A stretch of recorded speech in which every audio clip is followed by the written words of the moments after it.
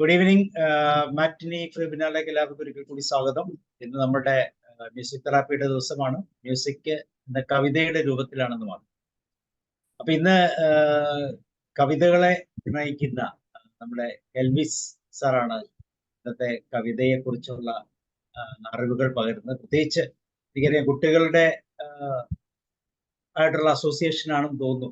ഗാസയിലെ മുറിവുകൾ എന്ന് പറയുന്ന ഒരു കവിത അദ്ദേഹം രചിക്കുകയും അതുപോലെ പല കവിതകൾ രചിച്ചിട്ടുണ്ട്. ആ കവിതകളെല്ലാം ഇന്ന് പരാമർശിക്കുമെന്നാണ് ഞാൻ വിചാരിക്കുന്നത്. ആ കവിതയുടെ പശ്ചാത്തലങ്ങളും അതെഴുതാൻ ഉണ്ടായ പ്രചോദനവും ഞാൻ ആദ്യം പറഞ്ഞ പോലെ കുട്ടികളുമായിട്ടുള്ള ബന്ധമായിരിക്കാം. പ്രത്യേകിച്ച് നമ്മുടെ ഗാസയിൽ കുട്ടികളുടെ തന്നെ ഒരു എപ്പോഴും ആഴത്തിലുള്ള മുറിവുകളെ കുറിച്ചാണ് നമ്മൾ എന്നും പത്രങ്ങളിലൂടെയും മാധ്യമങ്ങളിലൂടെയും കേൾക്കുന്നത്. അപ്പൊ ഇന്ന് അതിനുശേഷം നിങ്ങൾക്ക് ഇഷ്ടമുള്ള കവിതകളും ആലപിക്കാം. അപ്പൊ ഇന്നത്തെ ദിവസം എൽവിസ് സാറിനെ ഞാൻ നിങ്ങളുടെ എല്ലാവരുടെയും പേരിൽ വേദിയിലേക്ക് ക്ഷണിക്കുകയാണ്. കോഴിക്കോട് സ്വദേശിയാണ്. ഇങ്ങനെയുള്ള വിഭാഗങ്ങൾ പ്രത്യേകിച്ച് കുട്ടികളുമായിട്ടുള്ള ബന്ധത്തിൽ സൂയിസൈഡ് ടെൻഡൻസി ഉള്ളവരെയൊക്കെ കറക്റ്റ് ചെയ്യുന്നതിലൊക്കെ അദ്ദേഹം കൃത്യമായി പ്രവർത്തനങ്ങൾ നടത്തുന്നു. So Elvis sir, you are welcome. Thank you sir. കേൾക്കാമോ? കേൾക്കാമല്ലോ അല്ലെ? എനിക്ക് പിന്നെ റോയ് സാറിനെ അറിയാം, ജോർജ് സാറിനെ അറിയാം. അങ്ങനെ അന്ന് കോഴിക്കോട് മീറ്റിങ്ങിൽ ഉണ്ടായിരുന്ന എല്ലാവരെയും എനിക്ക് പരിചയമുണ്ട്. എനിക്ക് രാജു സാറിനെ എനിക്ക് ഓർത്തിട്ട് കിട്ടുന്നില്ല. അന്ന് നമ്മൾ കണ്ടിട്ടുണ്ടോ എന്ന് എനിക്കറിയില്ല. അപ്പം അങ്ങനെ കുറച്ചാൾക്കാരെ എനിക്ക് പരിചയമില്ല. ഏതായാലും ഞാൻ ഇന്ന് ആലോചിക്കുന്ന ഒരു കാര്യം എന്ന് പറയുന്നത് ഗാസയെ കുറിച്ചുള്ള ഒരു ചെറിയ കവിതകളുടെ ഒരു 7ഓളം കവിതകൾ എഴുതി ഇപ്പൊ അടുത്ത ദിവസം പ്രകാശനം ചെയ്തിരുന്നു. അപ്പൊ അത് നമ്മുടെ ഒരു മാഗസീനായിട്ടും മറ്റു പല സ്ഥലങ്ങളിലും അത് വായിക്കുകയും കേൾക്കുകയും ചെയ്തിരുന്നു. അപ്പൊ അതിവിടെ അവതരിപ്പിക്കാമെന്നാണ് ഞാൻ കരുതുന്നത്. ഒരുപാട് കവിതകളെ കുറിച്ച് അഗാധമായ അറിവൊന്നുള്ള ആളല്ല ഞാൻ. വളരെ കുറച്ച് മാത്രം അറിയാവുന്ന ആധുനിക രീതിയിൽ മാത്രം കവിത എഴുതി പഠിച്ച, അതായത് വൃത്തത്തിലോ പ്രാസത്തിലോ അല്ലാതെ ആധുനിക രീതിയിൽ കവിത എഴുതി പഠിച്ച പാബ്ലോ നെരൂദയുടെ ഒരു ആരാധകനായ ഒരു ചെറിയ കവിതയൊക്കെ ശ്രമിച്ചു തുടങ്ങുന്ന ഒരു കുട്ടി മാത്രമാണ് ഞാൻ.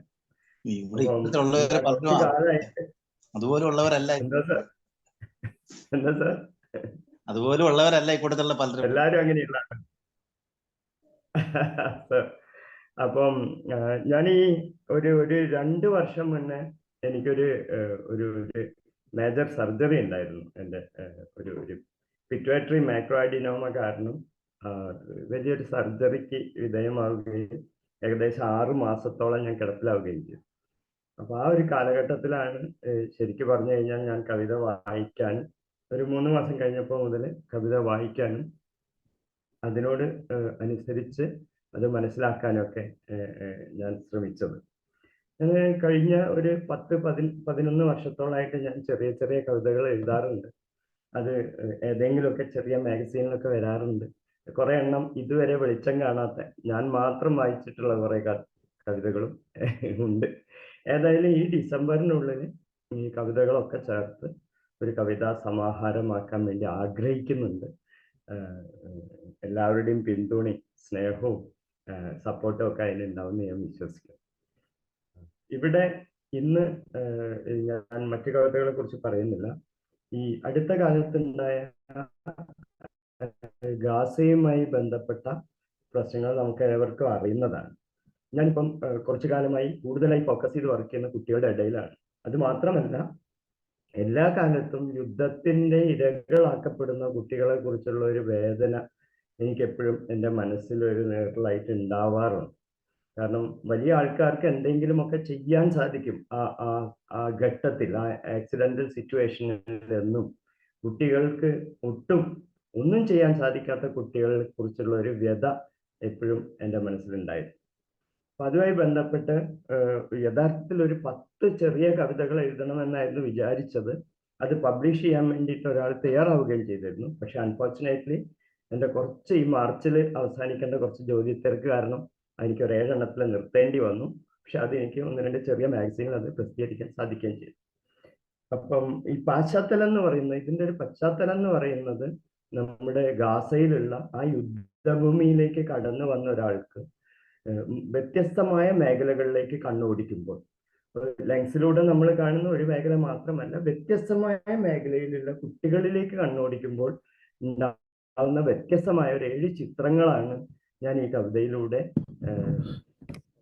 പുറത്തു കൊണ്ടുവരാൻ ആവിഷ്കരിക്കാൻ വേണ്ടി ഞാൻ ശ്രമിച്ചിട്ടുള്ളത്.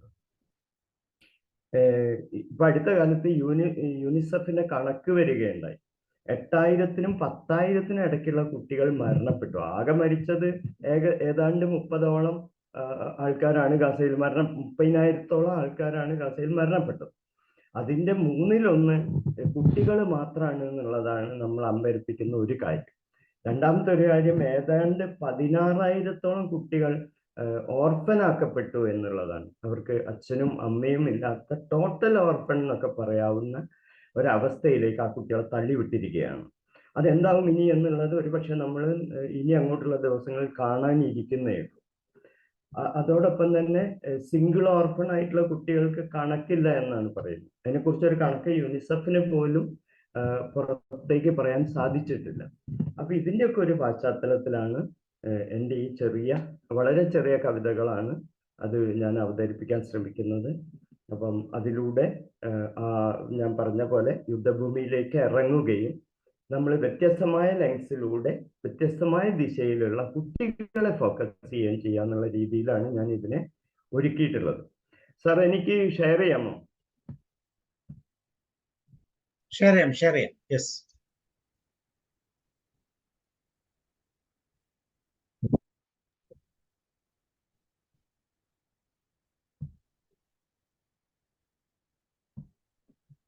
സാർ, ഇത് കാണുന്നുണ്ടോ?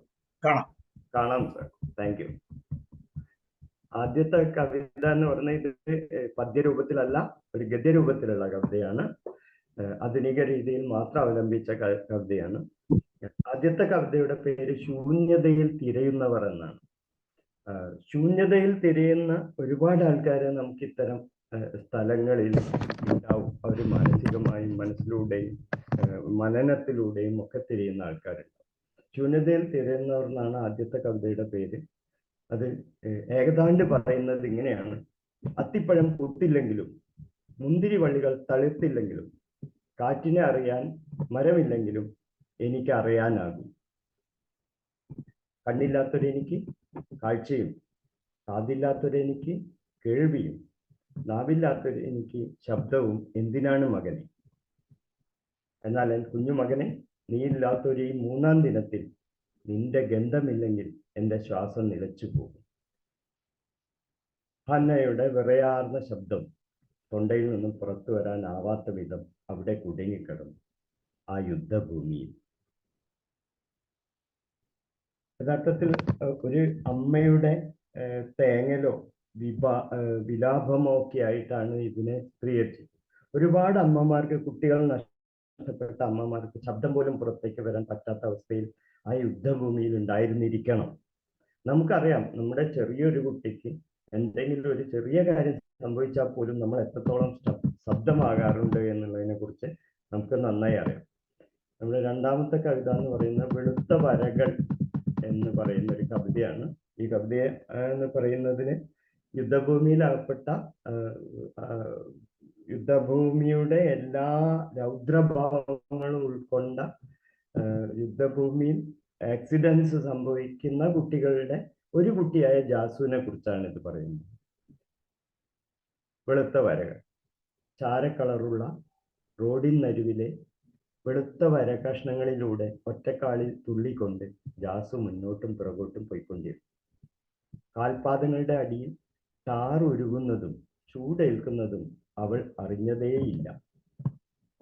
അല്ലെങ്കിലും ഏതാനും ദിവസമായി ക്യാമ്പിലെ കുട്ടികൾക്കുള്ള ആഹാരമണി മാത്രമാണ് അവളുടെ ഒറ്റക്കാൽ കളിക്ക് തടസ്സമാവും.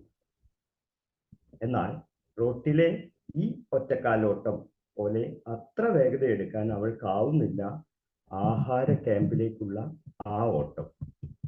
തകർന്ന കെട്ടിടാവശിഷ്ടങ്ങൾക്കിടയിൽ അതിനിടയിലെ ചെറുകുഴികളും ചിൽമുന്നകളും മരപ്പട്ടകളും ഇരുമ്പ് കമ്പിയും ചരൽക്കല്ലുകളുമുള്ള ആ വഴികൾ. പലപ്പോഴും അവൾ ആഹാരവരിയുടെ പിന്നിലായി പോകുന്നു. അത് അവളെ തെല്ലൊന്നുമല്ല അങ്കലാപ്പിലാക്കുന്നുണ്ട്. എങ്കിലും അവൾ പുഞ്ചിരിക്കുകയാണ്. ഏതാനും ദിവസം മുമ്പ് ഉയിരാക്കപ്പെട്ട ഉമ്മയുടെയും ഉപ്പയുടെയും അനിയന്റെയും ചിന്താഭാരം ഒട്ടുമില്ലാതെ. നമുക്ക് എല്ലാവർക്കും അറിയാം, കുട്ടികൾക്ക് എന്തെങ്കിലും തരത്തിലുള്ള ഒരു പ്രതിസന്ധി വരുന്ന സമയത്ത് അവരതിനോട് ശാരീരികമായ പ്രതിസന്ധിക്ക് അപ്പുറത്തേക്ക് അവരത് കോപ്പപ്പ് ചെയ്യാൻ വേണ്ടി പഠിക്കും. അവർ പലപ്പോഴും കളിക്കുന്നതാണെങ്കിൽ പോലും അത് കാണുന്നത് നമുക്ക് ഏതെങ്കിലും അവയവങ്ങളൊക്കെ നഷ്ടപ്പെട്ട കുഞ്ഞുങ്ങൾ കളിക്കുകയാണെങ്കിൽ പോലും നമുക്കത് കാണാൻ സാധിക്കില്ല എന്നുള്ളതാണ്. അത്തരം വൈകാരികമായ ഒരു തലത്തിലേക്ക് നമ്മൾ എത്തിപ്പെടും എന്നുള്ളതാണ് ഈ ഒരു കവിതയിലൂടെ പറയാൻ ശ്രമിക്കുന്നത്.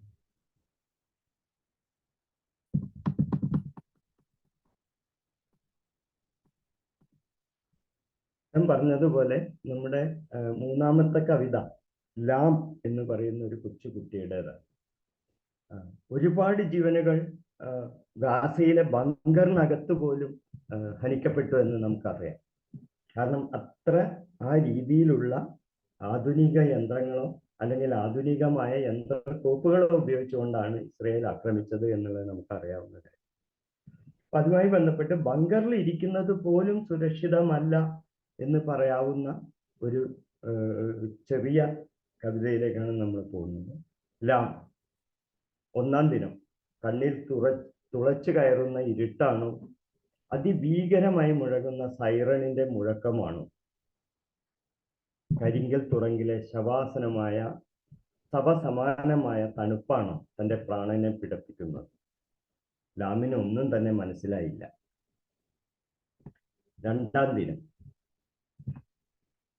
പുലരുമ്പോഴേക്കും ഇതൊന്നും തിരിച്ചറിയാൻ ലാമിന്റെ പഞ്ചേന്ദ്രിയങ്ങൾക്കാവുന്നില്ല. കാരണം അവ നിശ്ചലമായിരിക്കുന്നു. ഭൂഗർഭ താവളത്തിലെ എല്ലാവരോടുമൊപ്പം.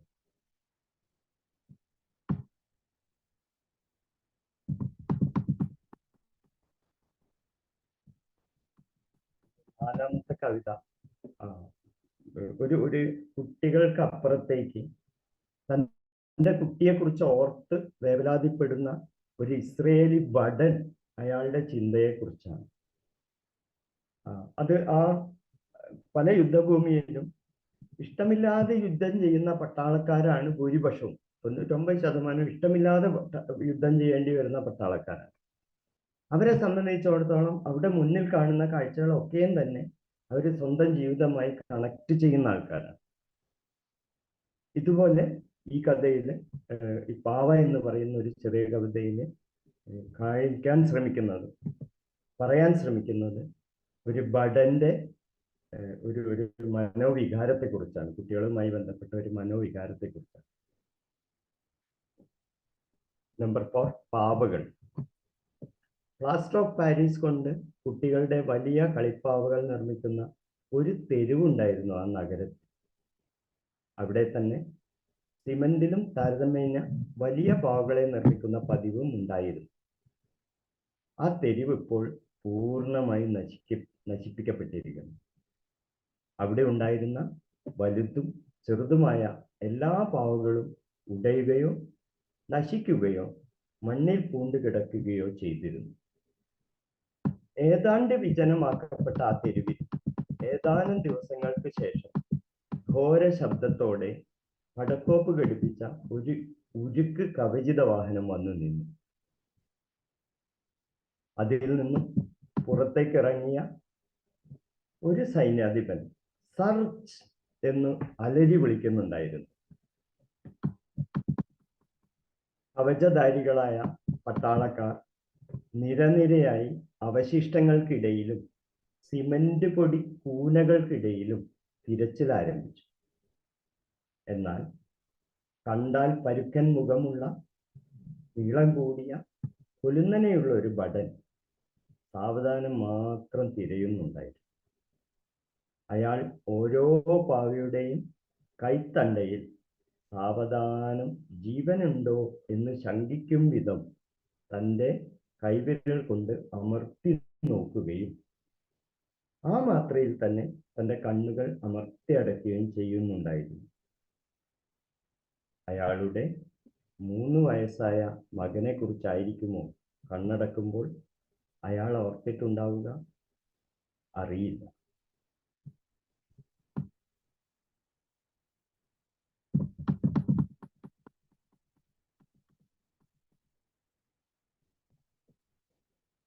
അഞ്ചാമത്തെ ചെറു കവിതയുടെ പേര് മാലാഖ എന്നാണ്.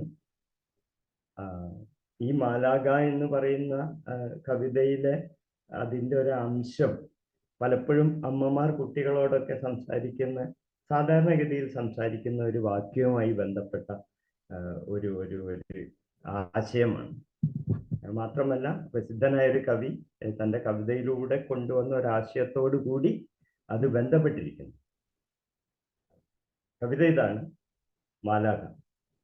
ഒരു മുഴങ്കൈ മാത്രമുള്ള ചിണുങ്ങി കരയുന്ന തെരുവിൽ ഉപേക്ഷിക്കപ്പെട്ട കുഞ്ഞിനോട് സുബൈദ ചെറു പുഞ്ചിരിയോടുകൂടി പറഞ്ഞുകൊണ്ടേയിരുന്നു, നീ മാലാഖ കുഞ്ഞാണ്, നീ മാലാഖ കുഞ്ഞാണ്. അതെ, കുഞ്ഞുങ്ങൾ മാലാഖമാരാണ്. കുഞ്ഞ് ഒരു നിമിഷം കരച്ചിൽ നിർത്തി അവളുടെ ശരീരം തന്നാൽ കാണാൻ കഴിയും വിധം ഒഴിഞ്ഞു നോക്കി. ശേഷം അവൾ പിറുപിറുത്തു, അല്ല, ഞാൻ മാലാഖ കുഞ്ഞല്ല, എനിക്ക് ചിറകുകളില്ല. ഒരു നിമിഷം സ്തബ്ധയായ സുബൈദ മനസാന്നിധ്യം വീണ്ടെടുത്ത് വീണ്ടും ചെറു പുഞ്ചിരിയോടെ ഗബ്രിയേൽ മാലാഖയെ ഓർത്തുകൊണ്ട് പറഞ്ഞു, കുഞ്ഞെ, നീ ഈ ഭൂമിയിലേക്ക് വന്നപ്പോൾ നിന്റെ ചിറകുകൾ മുറിഞ്ഞു പോയതാണ്. കുഞ്ഞിന്റെ മുഴങ്കൈ തഴുകിക്കൊണ്ട് വീണ്ടും പറഞ്ഞു, ഇതാ മുറിഞ്ഞു വീണ പാടുകൾ ഇവിടെയുണ്ടല്ലോ. സുബൈദയെ കെട്ടിപ്പിടിച്ച ശേഷം തകർന്ന നഗരത്തിന്റെ ഏതോ ദിശയിലേക്ക് അവൾ ഓടിപ്പോവുകയും ചെയ്തു. തെരുവിന്റെ മറ്റൊരു കോണിൽ വെച്ച് 3 ദിവസത്തെ ഇരുളിനും വെളിച്ചത്തിനും യുദ്ധത്തിനും ശേഷം അടർന്നു വീണ മുറിപ്പാടുകളൊന്നുമില്ലാത്ത അതേ കുഞ്ഞു കയ്യിൽ ഫൈദയുടെ ചൂടുള്ള കണ്ണുനീർ തുള്ളികൾ പൊഴിഞ്ഞുകൊണ്ടേയിരുന്നു. അപ്പോഴും ആ മുഴങ്കയിൽ ചിറകുകളറ്റ പാടുകളൊന്നും തന്നെ ഉണ്ടായിരുന്നില്ല.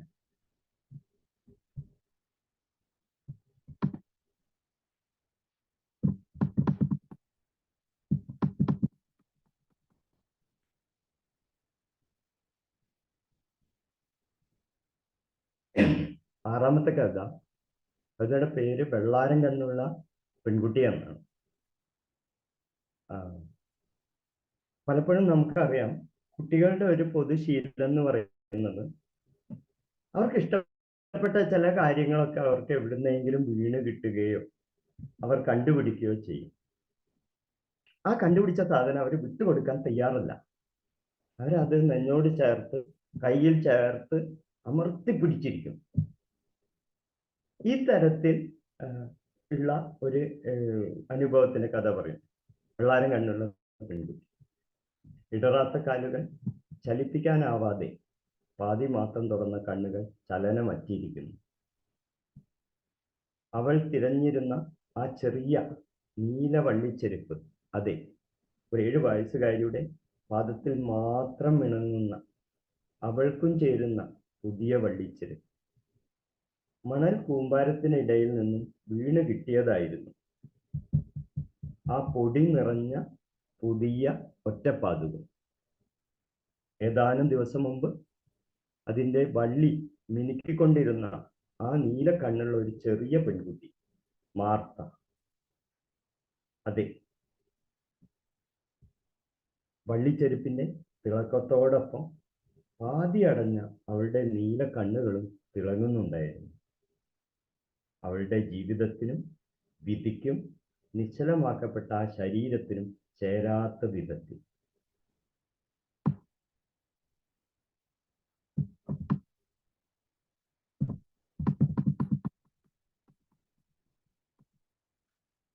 ഇത് 7ാമത്തെ കവിതയാണ്. ഒരുപക്ഷെ ഈ സീരീസിലെ അവസാനത്തെ കവിതയാണ്. ഇത് ശബ്ദം എന്നൊരു കവിതയാണിത്. നമുക്കറിയാം, പലപ്പോഴും ചെറിയ കുട്ടികൾ ചില ശബ്ദങ്ങൾക്ക് വേണ്ടി പോലും വാശി പിടിക്കാറുണ്ട്. പ്രത്യേകിച്ച് അവരുടെ കളിപ്പാട്ടങ്ങളുടെ ശബ്ദങ്ങൾക്കോ അല്ലെങ്കിൽ മറ്റേതെങ്കിലും തരത്തിൽ അവർക്ക് കണക്ട് ചെയ്യാൻ സാധിക്കുന്ന പാട്ടുകളുടെ ശബ്ദങ്ങൾക്കോ മ്യൂസിക്കിനോ വേണ്ടി അവര് കൃത്യമായി വാശി പിടിക്കാറുണ്ട്. അപ്പൊ അത്തരത്തിൽ ആംബുലൻസിന്റെ സൈറണ് വേണ്ടി വാശി പിടിക്കാൻ യുദ്ധത്തിനെ കുറിച്ച് ഒന്നും അറിയാത്ത, ചിന്തിക്കാത്ത, അറിവില്ലാത്ത ഒരു കുട്ടിയുടെ കഥ. ശബ്ദം. ആബിദ് ആർത്താർത്ത് കരഞ്ഞുകൊണ്ടിരുന്നു. ആ ശബ്ദത്തിന്റെ മുഴക്കം ചില പ്രത്യേക അവസരങ്ങളിൽ മാത്രമാണെന്നും അപ്പോൾ എല്ലാവരും മൂകരായിരിക്കുമെന്നും അവൻ അറിഞ്ഞിരുന്നില്ല. തൻ്റെ കുഞ്ഞിടതു കാലിലെ തുടയിലെ വലിയ മുറിവും തുടയസ്ഥിയുടെ പൊട്ടലും അവന് വെറും സാങ്കേതികമായൊരു പ്രശ്നം മാത്രമായിരുന്നു. അവനെ ഈ ലോകവുമായി ബന്ധപ്പെടുത്തിയിരുന്ന വലിയ പിന്മുറക്കാരുടെ നീണ്ട നിര അറ്റുപോയി എന്ന് അവൻ അറിഞ്ഞിരുന്നില്ല. ആംബുലൻസിന്റെ സൈറണുകൾക്ക് വേണ്ടി വാശി പിടിക്കുന്ന അവനെ പോലെ അവിടെ മറ്റാരുണ്ട്? താൽക്കാലിക ക്യാമ്പിന്റെ തറയിലെ 1ാമത്തെ താർപ്പായി കിടത്തിയിരിക്കുന്ന അവന് എങ്ങനെ മനസ്സിലാക്കാനാണ് ആ ശബ്ദത്തിന്റെ യുക്തി? ഈ 7 കവിതകളാണ് ഞാൻ ഇപ്പൊ കംപ്ലീറ്റ് ചെയ്തിട്ടുള്ളത്.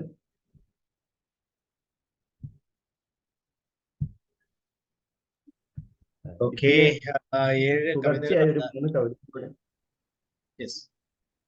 ഇതിന് തുടർച്ചയായ ഒരു 3 കവിതകളും കൂടെ എഴുതി വെച്ചിട്ടുണ്ട്. അതിന്റെ എഡിറ്റിംഗ് സ്റ്റേജ് ആയിട്ടേ ഇല്ലാത്തത് കൊണ്ടാണ് അത് പറയാൻ സാധിക്കാതെ പോയത്.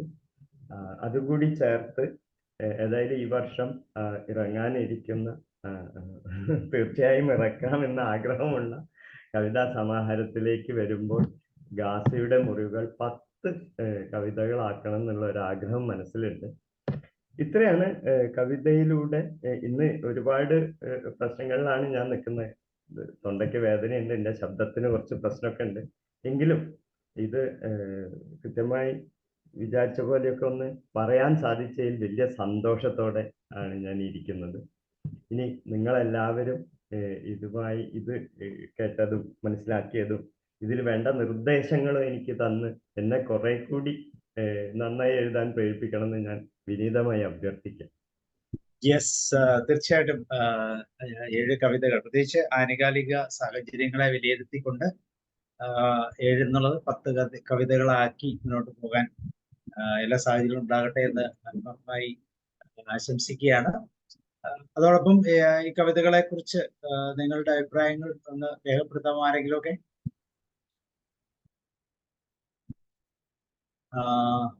ജോസഫ് ജോൺ സാർ കേൾക്കാമോ? Roy sir, Raju sir, George sir, sir.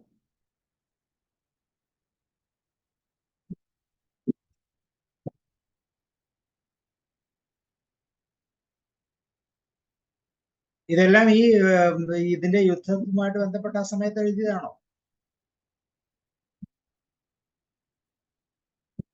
Unmute. ആ യുദ്ധത്തിന്റെ ആ സമയത്ത് എഴുതിയതാണ്. പക്ഷെ എനിക്ക് ആ സമയത്ത് ഇതിന് ബാക്കി ബാക്ക്ഗ്രൗണ്ട് വർക്കൊന്നും ചെയ്യാൻ സാധിച്ചില്ല. അപ്പം ഇതിപ്പോ അടുത്ത ദിവസമാണ് ഞാനിത് ചെയ്തത്. ഒരു 2 ആഴ്ചക്ക് മുന്നെയാണ് എനിക്ക് പിന്നെ ചെയ്യാൻ സാധിച്ചത്. ജോലി തിരക്കുമായി ബന്ധപ്പെട്ട് മാർച്ചിൽ അവസാനിക്കുന്ന പ്രോജക്റ്റ് ആയതുകൊണ്ട് കോഴിക്കോട് തന്നെ ഞാൻ ഉണ്ടായിട്ടില്ല. ഞാൻ കുറെ ദിവസം തിരുവനന്തപുരത്തും കൊല്ലത്ത്. അപ്പോൾ അതിന്റെ ഒരു ഓട്ടത്തിലൊക്കെ കൂടി ചെയ്ത ഒരു കാര്യം. ഈ കവിതയില് ഈണം ചേർക്കാൻ അതിനെന്താ ചെയ്യാതെ? അങ്ങനെ ഉണ്ടോ? അതോ നമുക്കതിനെ സ്വല്പം കൂടെ? സാർ, ഇത് യഥാർത്ഥത്തിൽ നമ്മുടെ ഒരു ഈണത്തിൽ പാടുന്ന തരം കവിതയായിട്ടല്ല ഇതിനെ ചിട്ടപ്പെടുത്തിയിട്ടുള്ളത്. ശരി. നമ്മുടെ മനസ്സിൽ വന്ന ആശയങ്ങളെ ബന്ധിച്ചു കൊണ്ടിട്ടുള്ള അല്ലെ? അതെ അതെ അതെ. മറ്റേ അക്ഷരങ്ങളുടെ പ്രാസമൊക്കെ വെച്ചിട്ടാണല്ലോ ഈ സാധാരണ കവിതകളൊക്കെ ഇങ്ങനെ പറയുന്നത് അല്ലെ? ഓക്കെ ഓക്കെ, തീർച്ചയായും സാഹചര്യങ്ങളാണല്ലേ. ഈണത്തിലാക്കുമ്പോഴത്തേക്കും നമ്മൾ പലപ്പോഴും പ്രാസം ശ്രദ്ധിക്കേണ്ടതുണ്ട്. അക്ഷരങ്ങളുടെ ഘടന ഘടന മാറ്റേണ്ടതുണ്ട്, വൃത്തത്തിലാക്കേണ്ടതുണ്ട്. അപ്പൊ അതുകൊണ്ടാണ് ഇത് ഈ ആധുനിക രീതിയിലുള്ള ചെറു കവിതകളാക്കുന്നത്. ഈ ഇന്നത്തെ കാലഘട്ടത്തിൽ ആൾക്കാർക്ക് പെട്ടെന്ന് തന്നെ വായിക്കാനുള്ള ഒരു സൗകര്യത്തിനും കൂടി വേണ്ടിയാണ് ഇവ എത്തിച്ചിട്ടുള്ളത്. ഓക്കെ, ആർക്കെങ്കിലും ഒരു അഭിപ്രായം പറയാൻ? യെസ്, രാജേഷ് സാർ പറയൂ.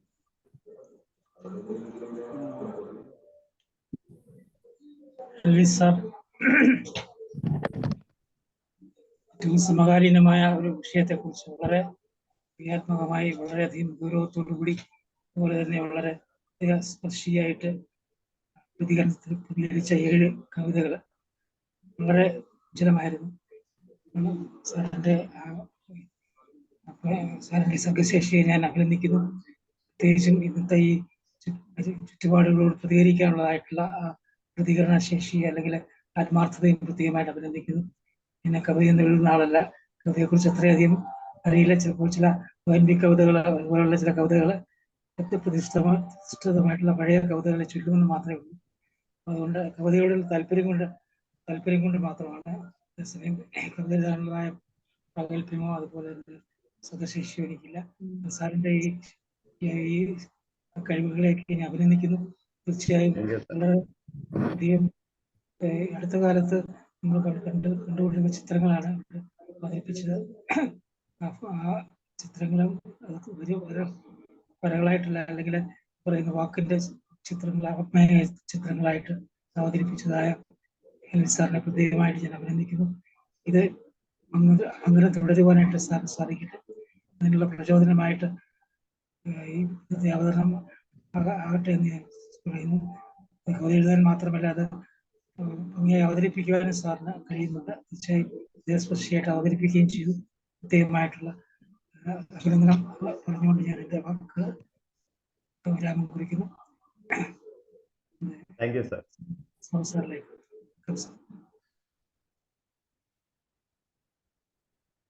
Okay, Raju Philip sir, thank you. പിന്നെ ആരുള്ള വേറെ ആരെങ്കിലും? ജോസഫ് സാർ, എല്ലാവരും തിരക്കിലാണോ? റോയ് സാർ, ജോസഫ് സാർ പറഞ്ഞു. ഞാൻ യാത്രയിലാണ്. പറഞ്ഞോളൂ. ഏതായാലും യുദ്ധത്തിന്റെ ഒരു ഭീകരത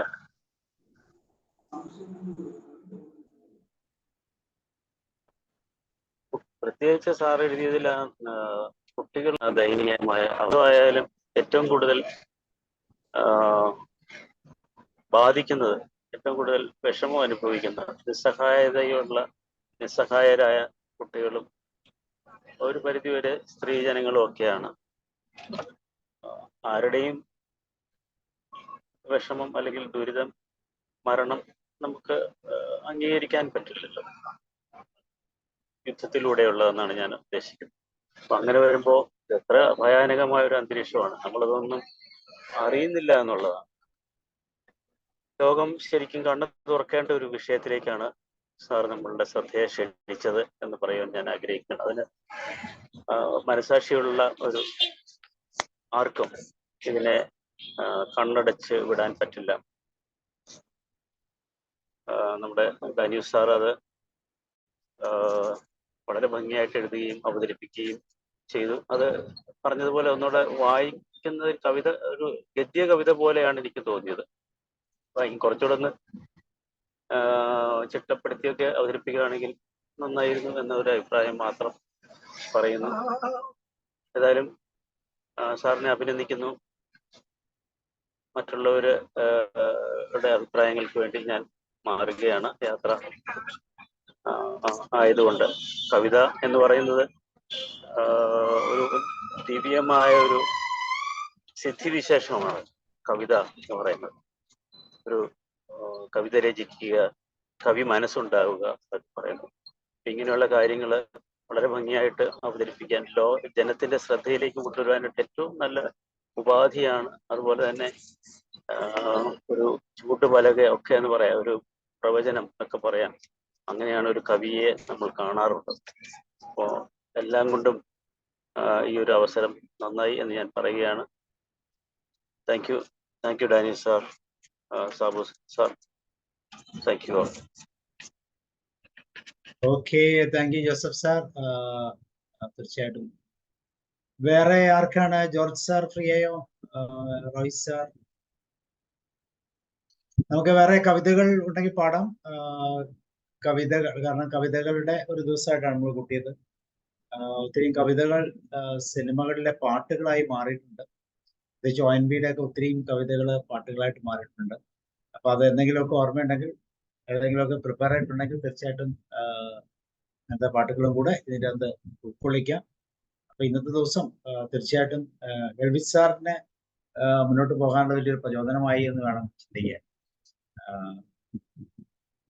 എഴുതിയ പാട്ടുകളെ കൂടുതൽ മിഴിവോടെ അവതരിപ്പിക്കാൻ, അതുപോലെ പുതിയത് ഉണ്ടാക്കുമ്പോൾ തീർച്ചയായിട്ടും എല്ലാ കാര്യങ്ങളും ശ്രദ്ധിച്ച് തന്നെ മുന്നോട്ട് പോകാനും ഒക്കെയുള്ള ഇതിന്റെ പ്രചോദനമാകട്ടെ. വേറെ ഏതെങ്കിലും ആർക്കെങ്കിലും അഭിപ്രായങ്ങൾ പറയാനുണ്ടോ?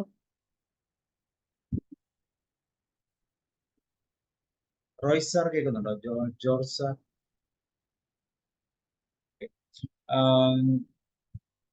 രാജഫിൽ സാർ, വേറെ ഏതെങ്കിലും കവിത വല്ലതും അവതരിപ്പിക്കുന്നുണ്ടോ? നേരത്തെ സൂചിപ്പിച്ചതുപോലെ ONV കവിതകൾ എപ്പോഴും എന്നെ വളരെയധികം ആകർഷിച്ചിട്ടുള്ള, അല്ലെങ്കിൽ എന്നെ വളരെ ചിന്തിപ്പിച്ചിട്ടുള്ള കവിതകളാണ്. കഴിഞ്ഞ ദിവസം ഞാൻ ചൊല്ലിയതായിട്ടുള്ള ഭൂമിക്ക് ചരമീകരണത്തിന്റെ ബാക്കി കുറെ വരികൾ ചൊല്ലാം. ഞാൻ അതിന്റെ ആദ്യത്തെ 5-6 വരികൾ നേരത്തെ ചൊല്ലിയായിരുന്നു. അതിനുശേഷമുള്ള വരികൾ: തിരുകുലം പെറ്റ പറയിക്കുമമ്മ നീ, എണ്ണിയാൽ തീരാത്ത തങ്ങളിൽ ഇണങ്ങാത്ത സന്തതികളെ മുന്തുപെറ്റു നീ. തിരുകുലം പെറ്റ പറയിക്കുമമ്മ നീ, എണ്ണിയാൽ തീരാത്ത തങ്ങളിൽ ഇണങ്ങാത്ത സന്തതികളെ മുന്തുപെറ്റു നീ.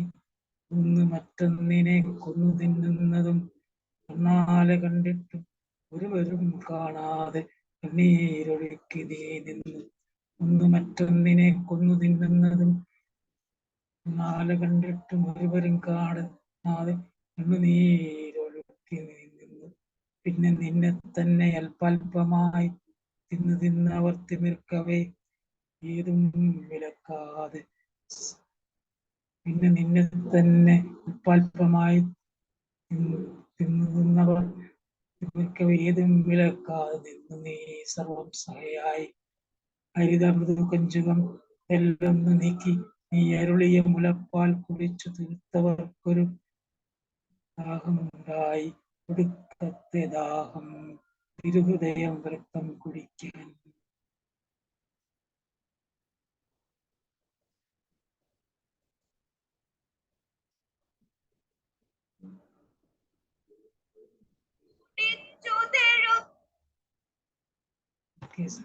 Okay, thank you sir.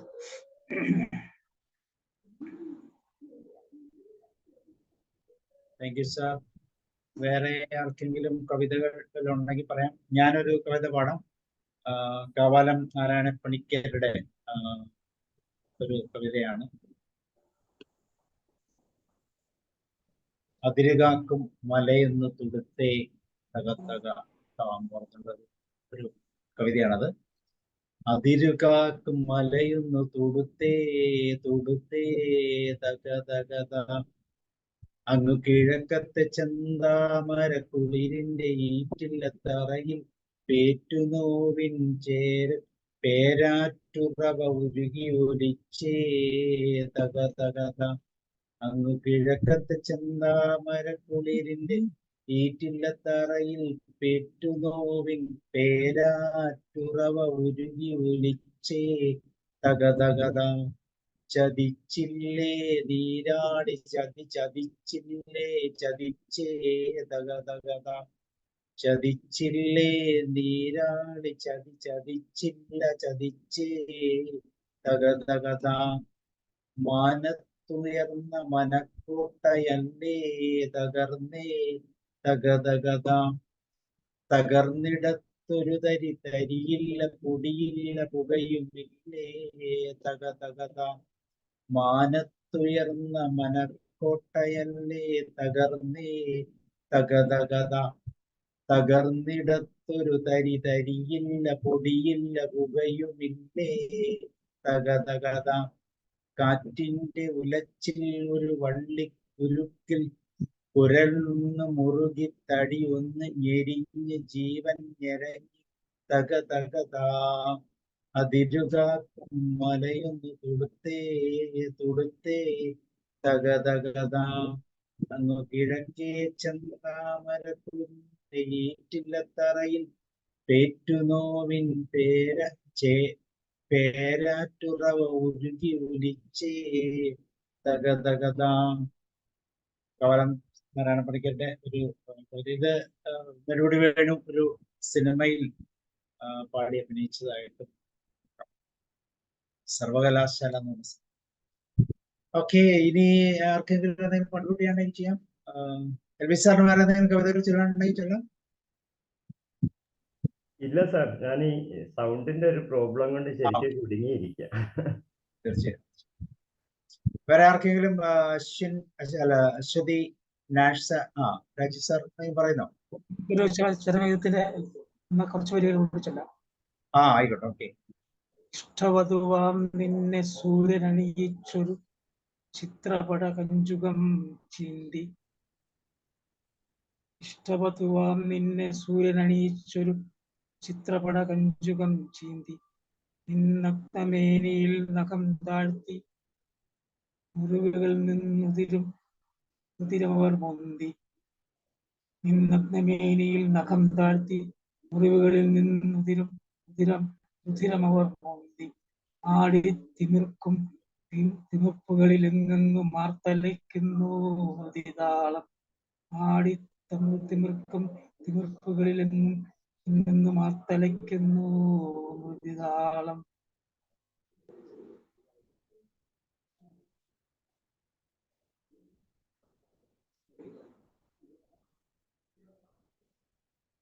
അറിയാതെ ജനനിയെ പരിണയിച്ചൊരു യവന തരുണന്റെ കഥയത്ര പഴകി.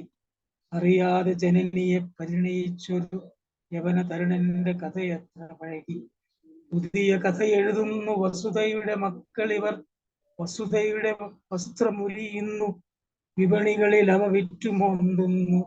ഇടനഗര മഴുമുനകൾ കേളി തുടരുന്നു. ഇടനഗര മഴുമുനകൾ കേളി തുടരുന്നു. കത്തുന്ന സൂര്യന്റെ കണ്ണുകളിൽ നിന്ന് അഗ്നി വർഷിച്ച് രോഷമുണരുന്നു. കത്തുന്ന സൂര്യന്റെ കണ്ണുകളിൽ നിന്ന് അഗ്നി വർഷിച്ച് രോഷമുണരുന്നു. ആടിമുകിൽ മാല കുടിനീരു തിരയുന്നു. ആതിരകൾ കുളിരു തിരയുന്നു. ആവണികൾ ഒരു കുഞ്ഞു പൂ തിരയുന്നു. ആറുകൾ ഒഴുക്കു തിരയുന്നു. ആടിമുകിൽ മാല കുടിനീരു തിരയുന്നു. ആതിരകൾ കുളിരു തിരയുന്നു. ആവണികൾ ഒരു കുഞ്ഞു പൂ തിരയുന്നു. ആറുകൾ ഒഴുക്കു തിരയുന്നു. സർഗലയ താളങ്ങൾ തെറ്റുന്നു. ജീവരഥ ചക്രങ്ങൾ ചാലിലുറയുന്നു. സർഗലയ താളങ്ങൾ തെറ്റുന്നു. ജീവരഥ ചക്രങ്ങൾ ചാലിലുറയുന്നു. ബോധമാം നിറവിലാ ഒരു തുള്ളിയെങ്കിലും നിൻ ചേതനയിൽ ശേഷിക്കുവോളം നിന്നിൽ നിന്നുയരാർന്നൊരുന്നിൽ നിന്നോർമ്മകൾ മാത്രം. നീ എന്റെ രസനയിൽ വയമ്പും നറും തേനുമായി വരുന്നൊരാദ്യാനുഭൂതി. നീ എന്റെ തിരികിടും നേരത്ത് തീർത്ഥഗണമായി വരും അന്ത്യാനുഭൂതി. നീ എന്റെ രസനയിൽ വയമ്പും നറും തേനുമായി വരുന്നൊരാദ്യ അനുഭൂതി. നീ എന്റെ തിരികിടും നേരത്ത് തീർത്ഥഗണമായി അണിയും അന്ത്യാനുഭൂതി. Okay sir, thank you sir. Thank you very much.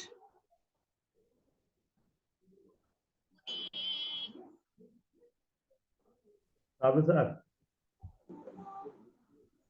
സാറെ കേൾക്കാമോ? കേൾക്കാം. ഞാൻ ഇപ്പൊ രണ്ട് കവിതകൾ കേട്ടപ്പോഴേ ഞാൻ എൻ്റെ കോളേജിൽ പഠിക്കുന്ന ആ കാലഘട്ടത്തിലേക്കൊന്ന് ചെറുതായി ഒന്ന് തിരിച്ചു പോയി. ഓക്കെ. ആ കാലത്തെ ഏറ്റവും ഇഷ്ടപ്പെട്ട നമ്മുടെ കടമ്മനിട്ട് എഴുതിയ ഒരു കവിതയുണ്ട് സാർ. ആ. സാറിന് അറിയായിരിക്കും അതിന്റെ പേര്. കുറത്തി. ഞാനൊന്ന് ട്രൈ ചെയ്ത് നോക്കാം. ശബ്ദത്തിന്റെ പ്രശ്നമുണ്ട് എനിക്ക്, ഞാൻ അങ്ങനെ പാടുന്ന ആളും അല്ല. എങ്കിലും നമുക്കൊന്ന് ട്രൈ ചെയ്യുന്നതിൽ കുഴപ്പമുണ്ടോ സാർ? ഒരു കുഴപ്പമില്ല, ധൈര്യമായിട്ട്. ഒരു കുഴപ്പമില്ല. അപ്പൊ ഞാനൊന്ന് ട്രൈ ചെയ്യാം. ഓക്കെ. കുറത്തി എഴുതിയത് കടമ്മനിട്ട രാമകൃഷ്ണൻ. മലഞ്ചൂരൽ മടയിൽ നിന്നും കുറത്തിയെത്തുന്നു, വിളഞ്ഞ ചൂരപ്പനമ്പ് പോലെ കുറത്തിയെത്തുന്നു. മലഞ്ചൂരൽ മടയിൽ നിന്നും കുറത്തിയെത്തുന്നു, വിളഞ്ഞ ചൂരപ്പനമ്പ് പോലെ കുറത്തിയെത്തുന്നു. കരിയിലാഞ്ചിക്കാട്ടിൽ നിന്നും കുറത്തിയെത്തുന്നു, ചോറ്റുപാട കരയിൽ ഈറ പൊളിയിൽ നിന്നും കുറത്തിയെത്തുന്നു. ഈറ ചീന്തിയെറിഞ്ഞ കരിപ്പോൾ കുറത്തിയെത്തുന്നു. പേട്ട നായ്ക്കയുടെ പല്ലിൽ നിന്നും വിണ്ടു കീറിയ നെഞ്ചുമായി കുറത്തിയെത്തുന്നു. മല കലങ്ങി വരുന്ന നദി പോൽ കുറത്തിയെത്തുന്നു. മൂട് പൊട്ടിയ മൺകുടത്തിൻ മുറിവിൽ നിന്നും മുറിവുമായി കുറത്തിയെത്തുന്നു. വെന്ത മണ്ണിൻ വീറു പോലെ കുറത്തിയെത്തുന്നു. ഉള്ളി ഉളുകിയ കാട്ടുകല്ലിൻ കണ്ണിൽ നിന്നും കുറത്തിയെത്തുന്നു. കാട്ടുതീയായി പടർന്ന പൊരി പോൽ കുറത്തിയെത്തുന്നു. സാറേ ഇത് പിടിക്കാൻ പറ്റുന്നില്ല, സൗണ്ടിന്റെ ഒരു പ്രശ്നം കൊണ്ട്. ഓക്കെ, മതി, കുഴപ്പമില്ല. ഓക്കെ. എന്തായാലും അതൊരു നമുക്ക് ചെയ്യാൻ പറ്റുന്ന കാര്യങ്ങളാണ്. ഒന്ന് ശ്രമിക്കാത്തതിന്റെ പ്രശ്നമാണ്. അതെ അതെ അതെ, തീരെ പരിശ്രമിക്കാത്തതിന്റെ ഒരു പ്രശ്നമാണ്. ഓക്കെ. ജോസഫ് ജോൺ സാറ് എന്തെങ്കിലും പാടുന്നുണ്ട്? ഞാനൊരു ONV കുറിപ്പിന്റെ മുത്തച്ഛൻ എന്ന് പറയുന്ന പക്ഷെ ONV കുറിപ്പിന് ഏറ്റവും ഇഷ്ടമുണ്ട് എന്ന് പറയുന്ന ഒരു കവിതയുടെ കുറച്ച് കൂടെ ഞാൻ പാടാം. ഒരു മുത്തച്ഛൻ മരണശേഷം കുഞ്ഞു മുത്തച്ഛനെ തിരയുന്നതായിട്ടുള്ള ഒരു സങ്കല്പമാണ്. ഒട്ടുമടങ്ങിയിരിക്കാത്ത, എപ്പോഴും തൊടിയിലും ഒക്കെ അങ്ങോട്ടും ഇങ്ങോട്ടും നടക്കുന്ന മുത്തച്ഛനെ കാണാതെ കുഞ്ഞ് അമ്മയോട് ചോദിക്കുമ്പോൾ അമ്മ പറയുന്ന ഒരു രീതിയിലാണത് എഴുതിയിരിക്കുന്നത്. എവിടേക്കു പോകുവാൻ മുത്തച്ഛൻ, നമ്മ വിട്ടെവിടേക്കു പോകുവാനല്ലേ ഉണ്ണി, ഇവിടെയും മറത്തില്ലെങ്കിലും ഇവിടെ എവിടെയോ നിന്നെന്തോ ചെയ്വയാവാം. വെറുതെ ഇരിക്കുവാൻ മുത്തച്ഛൻ അറിയില്ലെന്നറിയില്ല പണിയും ചെയ്തിടാതെ, അവിടെ കിഴക്കേ തൊടിയിൽ തൊഴുത്തിന്റെ അരികിലെങ്ങാനും പോയിക്കയാവാം. നിറവയറായി നിൽക്കുന്ന നമ്മുടെ പൂവാലിക്കൊരു പിടി വൈക്കോൽ തൻ കയ്യാൽ നൽകാൻ, ഒടുവിലെ കിളിവാലൻ മാങ്ങയും ഉണ്ണിക്കായി തിരയുവാൻ മാഞ്ചോട്ടിൽ ചെന്ന് തന്നെയാവാം. മഴ പെയ്ത് പുര കുത്തിയൊഴുകുന്നതു കാണാൻ പുഴയോരത്തെങ്ങോ പോയി നിൽക്കയാവാം. ഇവിടെ എവിടേക്കു പോകുവാൻ മുത്തച്ഛൻ, നമ്മെ വിട്ടെവിടേക്കു പോകുവാനല്ലേ ഉണ്ണി. ഓക്കെ. അപ്പോൾ ഇനി ആർക്കെങ്കിലും കവിതകൾ പാടാനുണ്ടെങ്കിൽ പാടാം. ഇതെല്ലാം നമുക്ക് കിട്ടുന്ന എന്താ പറയുന്നത്, നല്ല പ്ലാറ്റ്ഫോമാണ് ഇങ്ങനെയുള്ള സാഹചര്യങ്ങൾ ധൈര്യമായിട്ട് അവതരിപ്പിക്കാൻ. ആർക്കെങ്കിലും അവതരിപ്പിക്കാം, ഇല്ലെങ്കിൽ നമുക്ക് ഏകദേശം സമയമായിട്ടുണ്ട്. അപ്പൊ ഇന്ന് നമ്മളുടെ സെഷനിൽ അതിഥിയായിട്ട് വന്ന എൽബിസ് സാർ 7 കവിതകളുമായിട്ടാണ് അദ്ദേഹം വന്നത്.